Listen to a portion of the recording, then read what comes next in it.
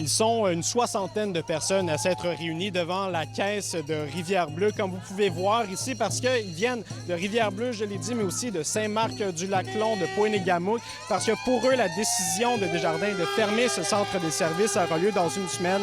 Ça ne passe pas. On peut écouter quelques personnes à qui j'ai parlé aujourd'hui. La population est vieillissante, puis on se bat pour eux autres. Ils sont déjà sur le seuil de la pauvreté, prendre un taxi pour aller là. Ils sont pas capables de faire ça virtuel, eux autres. Comme moi, tu sais que le pétrole est rendu assez cher, hein? Fait qu'on va au plus proche, normalement.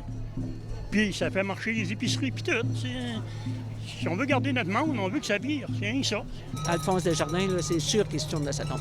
Cette citoyenne a lancé une pétition pour s'opposer à la décision de Desjardins. Elle a récolté plus de 1300 signatures à travers Rivière-Bleue et Saint-Marc-du-Lac-Long, en plus d'une pétition en ligne qui a amassé plus de 500 noms. Elle a déposé cette pétition au conseil d'administration de la Caisse du Témiscouata. Il nous envoie en ville. Est-ce que les gens vont revenir ici faire leurs achats ou est-ce qu'on va perdre nos commerces aussi?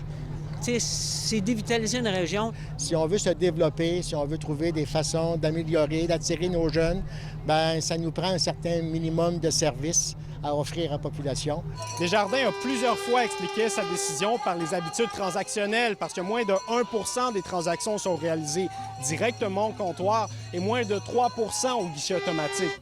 Les 3 dernières assemblées ne se sont pas faites en présentiel, mais en virtuel, où la majorité des membres n'ont pas pu dire leurs mots. Les caisses, ils abandonnent nos membres. Nos membres, ils ont besoin d'aller à la caisse, proche de chez eux. Même à une semaine de la fermeture de la succursale, les habitants espèrent au moins garder un guichet automatique. Tant et aussi longtemps qu'ils n'auront pas la clé sur la porte, il va y avoir de l'espoir. Puis même après que la clé va être sur la porte, il y a des choses qui sont capables de revirer de bord.